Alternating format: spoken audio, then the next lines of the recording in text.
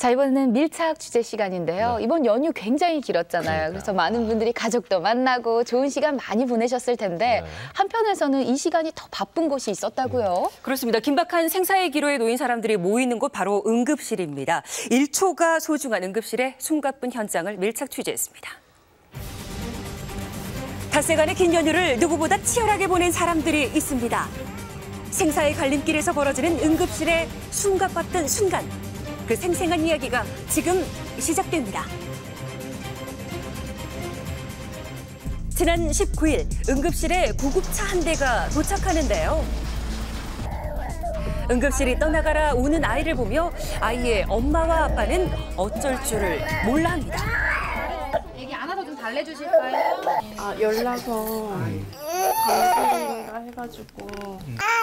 그냥 보기에도 아이가 무척이나 힘들어 보이는데요. 이렇게 응급실을 찾은 이유는 뭘까요? 지금 열나고 숨이 가쁘다고 해서 왔는데요. 이게 지금 아기도 모세기관지염으로 입원하기로 한 아기고. 다름 아닌 최근 유아들 사이에서 유행하는 모세기관지염이라고 하는데요. 아이의 열을 낮추기 위해 백방으로 애쓰는 아빠 덕분인지 아이도 조금씩 안정을 되찾아가고 있습니다. 아이가 저렇게 되면 아무래도 아기가 그렇죠, 아프면은 속상하죠. 대신 아파줄 수도 없고 그게 좀 마음이 아무래도. 아이가 좀 안정을 찾았네. 네, 연휴를 마음 졸이며 보낸 이 가족 외에도 응급실에는 계속되는 구급차 행렬, 또 쉴 틈 없이 밀려드는 환자들이 꼬리에 꼬리를 물고 찾아왔는데요. 연휴에는 하루 300명이 넘는 환자들이 응급실을 찾는다고 합니다. 정말 분주해 보이시죠, 응급실에. 어두운 표정의 며느리가 곁을 지키고 있는 이 사람, 바로 시어머니인데요. 시어머니가 코와 얼굴 곳곳이 찢어져 봉합수술 중이었습니다. 얼마나 놀라셨을까요? 네. 열상에 대해서는 봉합하면 되는, 1차적 봉합하면 되는 거고요. 그다음에 골절은 나중에 2주 안에 수술적 치료를 하면 크게 문제는 없으신 것 같아요. 도대체 어쩌다 이렇게 다친 걸까요? 하다가요, 도롱부두가 나무를 이렇게 툭 나무르고 모르고 툭 쳤다가 이렇게 떨어졌어요. 속상하죠. 길을 잘못해놔고 걸려가고 넘어졌죠. 다치지 않았다면 더 좋았겠지만 밝은 마음으로 빨리 쾌유하시길 바라겠습니다. 잠시 앉을 틈이 나는가 싶더니 어김없이 들어오는 구급차, 정말 쉴 틈이 없습니다. 정말 정신없네요. 네, 이번에는 어린 환자가 찾아왔는데요. 연휴에는 유독 응급실을 찾는 어린 환자들이 많다고 합니다. 5살 선아도 그중 한 명인데요. 선아에겐 무슨 일이 있었던 걸까요? 놀는데 미끄럼 위에서 떨어졌어요. 한 2m 높이 가까이 되니까 놀이터도 미끄럼 위가 떨어지면서 팔을 짚었습니다. 아이의 팔에 큰 충격이 가해졌다는데요. 그런데 어쩐 일인지 울진 않네요. 앰뷸런스 올 때까지도 수량이 좀 걸렸고요. 그 전에 많이 울었어요. 그리고 자기가 봐도 손이 이렇게 휘어 있으니까. 많이 놀랬겠죠. 자, 선아의 본격적인 치료가 시작됐는데요. 여기랑 뭐 차이 있어? 아픈 거 말고 선생님 만지는 거 여기 만지면 막 찌릿찌릿하고 막 그런 건 없어? 부러진 데가 아파? 아니 난 부러졌게 말 안 했는데.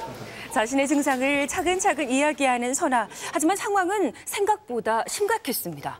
많이 부러졌어요. 그러니까 뼈가 2개가 있는데 양쪽이 다 부러졌어요. 뼈를 좀 맞춰야 되는데 아기는 그냥 맞추면 너무 아프니까 살짝 좀 잠재워가지고 맞출 거고 뼈를 이제 맞춘다 하더라도 이거는 수술해야 될 가능성이 좀 높아요.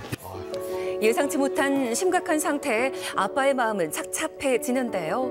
지체할 틈 없이 마취와 함께 치료가 이어졌습니다. 아이가 견디기엔 너무나 고통스러운 치료인데요. 차마 그 모습을 지켜볼 수 없는 아빠는 고개를 돌리고 말았습니다. 그렇게 길게만 느껴졌던 시간이 지나고 아빠 말 들려? 아빠 있네? 아빠? 아빠 어디 있을까? 아빠 해봐. 아빠? 아빠. 그래도 목소리가 씩씩한 편이죠. 이제 안 아플 거다. 의사 선생님이 치료 다 했다. 조심해서 놀았어야지 이놈아. 치료는 끝났지만 앞으로가 더 중요하다고 하는데요. 2, 3일 정도 일단 상처 좀 보다가 퇴원했다가 통원 치료 받으면서 병까지 보면 되고. 대신 아파할 수 없는 아빠의 마음이 화면으로 전해지는 것 같은데요. 앞으로는 선아양이 다치지 않고 건강하길 바라겠습니다. 자, 그리고 어김없이 응급실에 밤이 찾아왔습니다.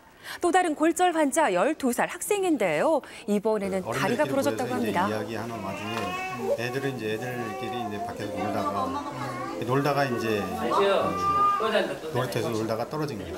걱정하셨어요? 뭐 걱정되지만은 뭐 애들이 또 뭐 그 정도는 뭐 충분히 놀다 보면 일어날 수 있는 일이라고 생각해요. 그렇게까지는 염려하지는 않습니다. 애써 담담해 보이긴 하지만 그래도 골절인데 아이의 상태는 괜찮은 걸까요? 괜찮아? 진짜? 너 이따가 되게 아파. 주사 진짜 싫어. 이제 하고 있어. 엄살을 부리는 걸 보니 조금은 안심이 되죠.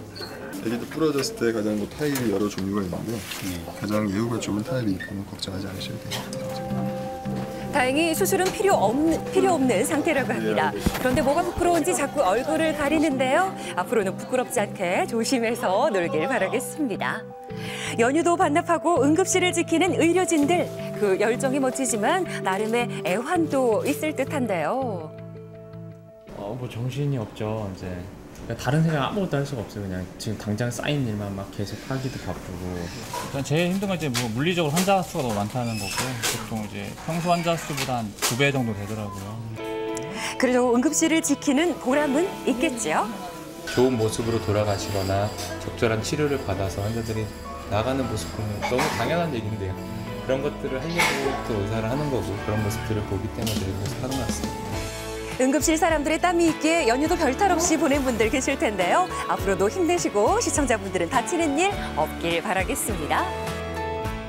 네, 하루 300여 명이 넘는 환자가 몰렸다는 이 명절 연휴의 응급실 현장을 저희 오늘 아침 카메라가 따라가 봤습니다. 예. 아마도 이 여러 의사 선생님들 또 간호원분들이 명절 연휴에 2~3배 넘는 환자 받느라고 굉장히 정신 없으시지 않았을까 싶어요. 네, 그래서 연휴가 싫은 시기가 아닐까라는 생각이 드는데요. 사실 연휴에 환자들이 많다고 하는데 동네 병원들 중에서도 연휴에는 그 지정을 해서 운영하는 동네 병원이 있다고 합니다. 연휴가 되기 전에 미리 파악해 두신다면 좀 더 빠른 치료를 받는데 도움이 될 듯합니다. 예. 네, 대한응급의학회에 따르면은 응급실을 찾는 환자의 70%가 비응급 환자라고 하거든요. 그래서 이러한 비응급 환자로 인해서 촉각을 다투는 응급 환자들의 치료가 제대로 이루어지지 않을 수 있다는 것을 좀 우려하고 있는데 사실 병원 입장에서야 응급 환자, 비응급 환자를 가리지만 환자 입장에서는 다 응급 환자거든요. 그렇죠. 네, 그렇기 때문에 사실은 응급이라고 생각하고 병원을 갔는데 비응급 환자라서 조금 홀대를 받거나 아니면은 뭐 2시간 이내에 귀가하게 되면은 응급의료 관리료를 본인이 다 부담을 해야 되거든요. 그래서 제 생각으로는 야간이나 이런 휴일 시간에 경증의 응급 환자들이 좀 믿고 갈 수 있는 병원이 좀 있어야 되겠고 또 그러한 시스템이 체계적으로 좀 관리가 될 수 있었으면 그러니까 왜 대학병원에 이렇게 찾아가야만 하는지 이런 것에 대한 좀 고민이 있었으면 합니다. 경중을 어떻게 따지느냐에 대한 문제도 있겠지만 사람들의 인식 차이, 인식의 변화도 좀 필요하지 않나 생각을 해봤습니다. 네.